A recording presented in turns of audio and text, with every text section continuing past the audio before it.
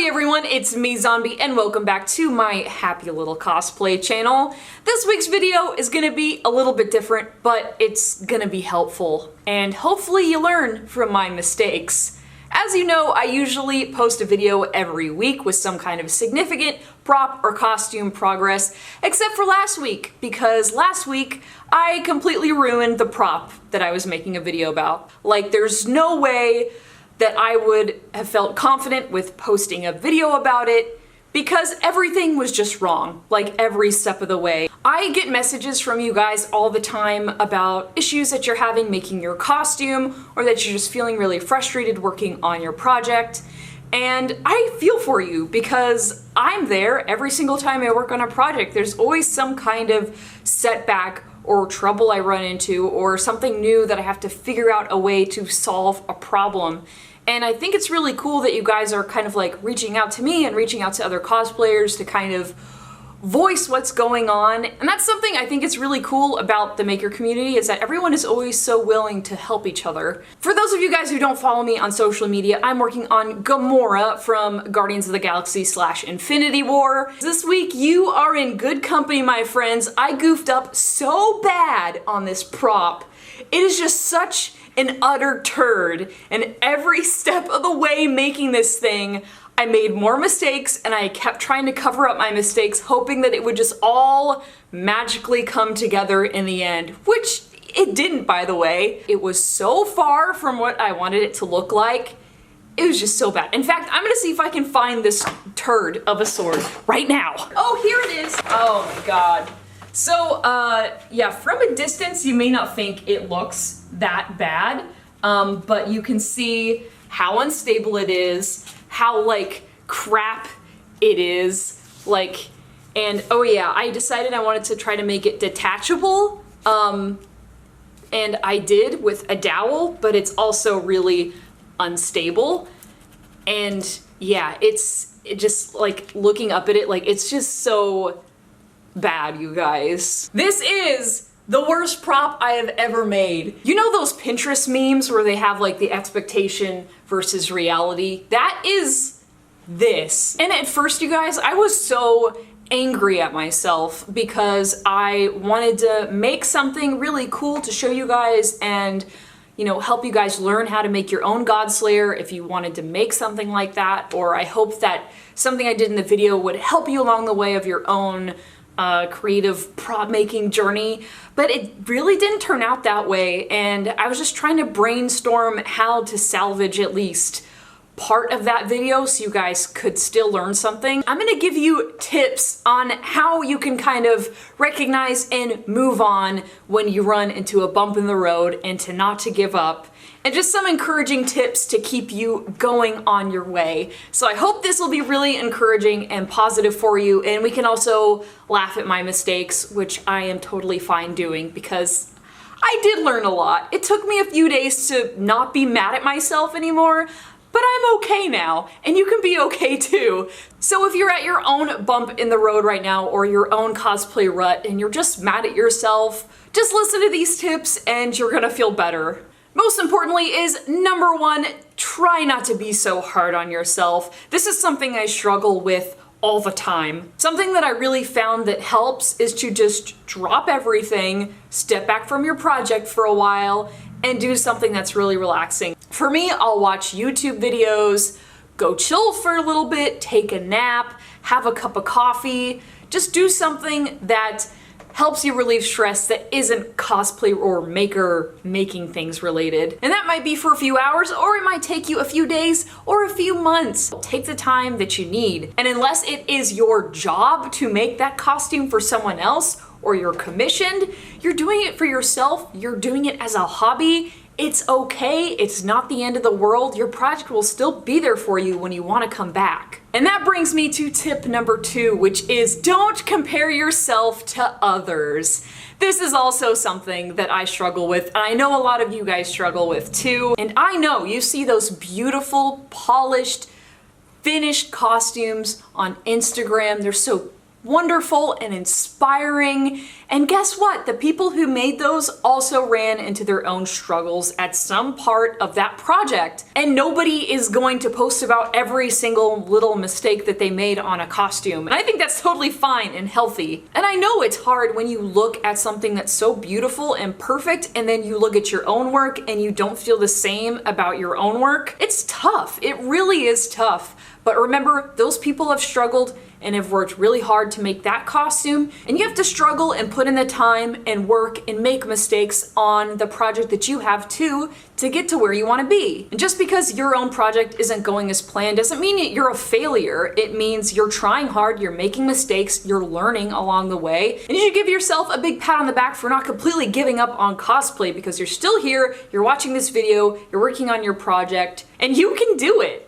And most importantly, you can learn from your own mistakes. And I know this is something you've probably heard a million times, but it is so true. I learned so much. I knew I needed to go with new material, new paint. I need to go with new carving tools, sanding tools.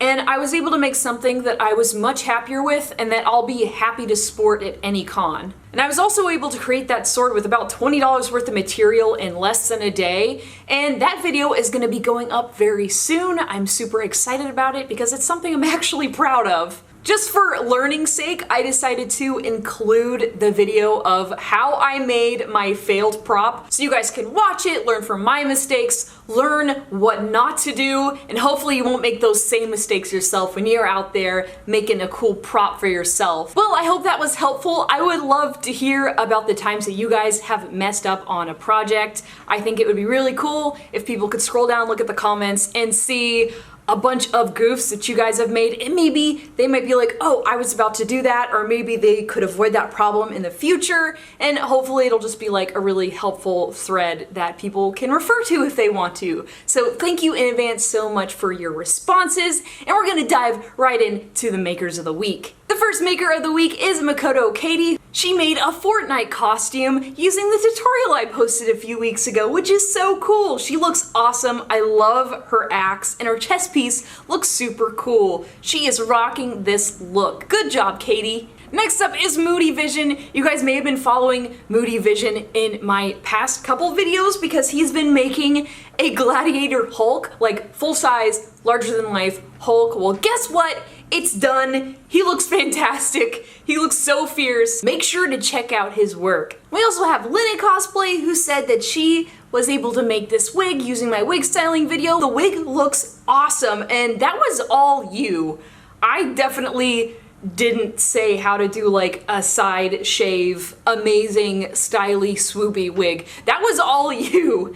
You look so good. So thank you guys so much. We're gonna go back in time, see what past Grace is up to. It was a disaster, but I hope you guys enjoy it anyway. And at the end of that, there's gonna be more Makers of the Week, so you can see even more cool projects other people are working on. So thank you so much, and let's go back into the past. It's scary back there. First, I rolled out some of my brown drawing paper and started to sketch my sword design onto it. I like doing this part in layers. First, I'll use a pencil and then use a marker to map out where I want my final lines to be. While sketching Godslayer, I plan to have the hilt and the smaller blade detachable so it would be easier to travel with. For me, it's important to plan that kind of thing early on so I know how to assemble it later. Then I cut out the pattern and transferred it twice onto 10mm EVA foam. Again, I'm using EVA foam here because it's what I have on hand, but there are so many different materials you can make this out of. Using foam just meant I didn't have to spend any extra money on material this time around. Now that I have my pieces cut out, I know I need to stabilize them so they're more sturdy. I have some wood dowels here that I think will work out nicely. I traced my dowels onto both sides of the sword and then cut out a groove using an X-Acto blade.